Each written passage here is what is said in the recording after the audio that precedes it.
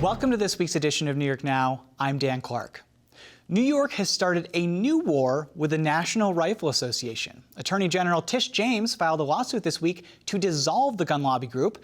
She said at a press conference in Manhattan that top officials at the NRA had used the group's funds for their own self-interest. They use millions upon millions of dollars from the NRA for personal use, including for lavish trips for themselves and their families, private jets, expensive meals, and other private travel. With me in studio to talk about that and much, much more is John Campbell from the USA Today Network. John, thanks for being here. Thanks for having me, Dan. This is a huge lawsuit, I think. I know the state has had legal confrontations with the NRA before, but going as far as saying that you want to dissolve the NRA seems like an extreme step, even for Tish James. Yeah, absolutely. And it's all because way back in the 1870s, the NRA incorporated in New York. So they're subject to New York's charitable laws, and they're subject to the jurisdiction of the Attorney General, Letitia James. And we actually saw this 2 years ago with the Trump Foundation. We saw the then Attorney General Barbara Underwood bring a lawsuit against the Trump Foundation seeking dissolution. They ultimately settled and did dissolve. So there is precedent, but the NRA is a different animal. The NRA is one of the most politically powerful organizations in the country, has been around for more than 100 years and has really built up power and become a bastion of power in the United States. So this is on another level. That said, we have seen lots of financial issues with the NRA coming into this. There was a power struggle, a very public power struggle last year between the NRA president and Wayne LaPierre, the CEO, who was one of the people who was sued Thursday by the Attorney General. Yeah, so I mean, what we had happen Thursday was the Tish James, the AG, sued the NRA.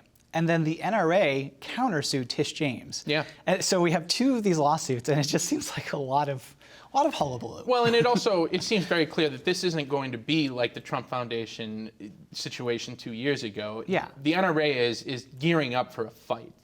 Letitia James's lawsuit, it accused the NRA of a wide array of wrongdoing, and four leaders of the NRA, led by Wayne LaPierre, the CEO since the 90s, they accused him, the AG accused him of essentially funding his lavish lifestyle with NRA funds, going to the Bahamas 8 times in 3 years with his family on private charters, having an NRA vendor pay for an African safari.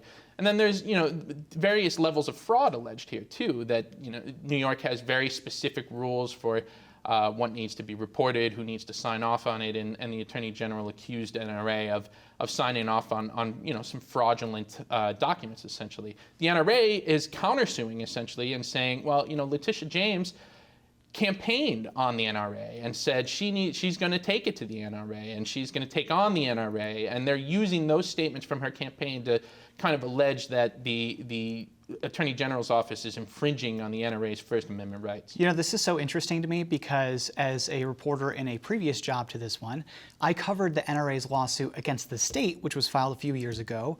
The NRA alleged at that time basically the same First Amendment claims, and I will say 2 or 3 years later, that lawsuit's still ongoing. So I'd hate to be a pessimist for the Attorney General, but I just don't know if this is going to go anywhere. And it seems suspect, I'm sure that some will say, that this lawsuit is filed in August in an election year against a group that the president fervently supports.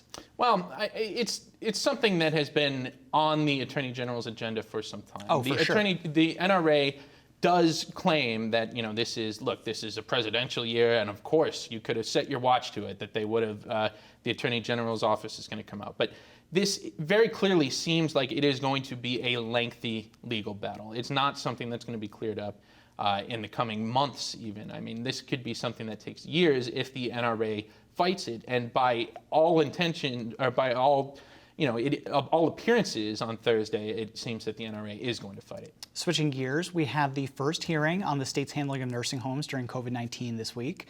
I don't know how much of it you watched, but I basically watched the health commissioner's testimony, Howard Zucker, And this was over Zoom, so it was very awkward. He was at a table, and they were all at their computers. Hearings in the age of COVID-19. I know. So they were peppering him with questions about various things that the state did in terms of nursing homes. And I got to tell you, just watching him, I have seen very few people with such an ability not to answer the question presented to them. And that's something that really angered lawmakers on both sides of the aisle. The one question that he got over and over in various different forums is, why isn't the state reporting how many nursing home residents die in a hospital setting? Right. The state did do that at first in April and early May, but they changed their reporting in May and stopped reporting people who die, who are nursing home patients who die in the hospital. They still do report nursing home patients who die in the nursing home, but that's an incomplete picture, any way you put it. And Howard Zucker, the health commissioner, he said, well, I don't want to give inaccurate information. We're trying to make sure that these people aren't double counted. We'll get back to you. That wasn't good enough for a lot of lawmakers on both sides of the aisle who have really made noise after. There's another hearing coming up. We don't know if the health department's going to participate in that one, but perhaps we'll get some answers then. But it'll be so interesting if they do, because as you'll remember from Monday, I think the hearing was, he testified for 2 hours, and then Gustavo Rivera, who we had on the show last week, he's the health chair in the Senate, said he's got to go. He's got other things to do. Well, then the next day, or maybe 2 days later, the health commissioner did testify again to the Senate Education Committee. During a roundtable. Very specific to school reopening. I mean, Right. The guy has a lot on his plate. There's no way that you can't say that, but it'll be very interesting to see if he testifies again. All right, something that we are going to watch for sure, especially coming up. I think that's a second hearing, and they're going to have a hearing on hospitals as well. So something we're all watching.